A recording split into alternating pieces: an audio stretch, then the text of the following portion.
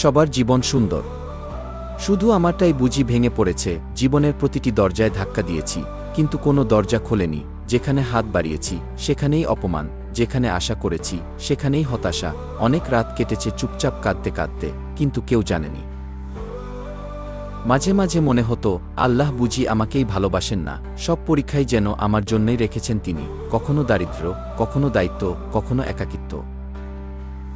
পবিত্র কুরআনে আল্লাহ তাআলা বলেন, আল্লাহ কাউকে তার সাধ্যের বাইরে দায়িত্ব দেন না।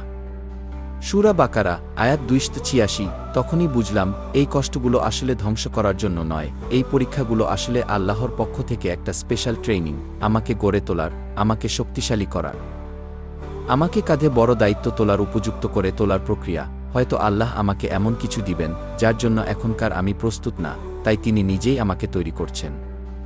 কষ্ট দিয়ে, ধৈর্য দিয়ে, চোখের পানি দিয়ে। আর এখন আমি জানি, আল্লাহ আমাকে ভুলে যাননি, বরং তিনি খুব মনোযোগ দিয়ে গড়ে তুলছেন আমাকে। আল্লাহ আমাকে ভালোবাসেন, আর সেই ভালোবাসার সবচেয়ে সুন্দর প্রকাশ হলো এই ধৈর্যের পরীক্ষা। পরীক্ষা মানেই তুমি আল্লাহর কাছে গুরুত্বপূর্ণ, তাই হাল ছেড়ো না কখনো। ভরসা রাখো শুধু আল্লাহর উপরে।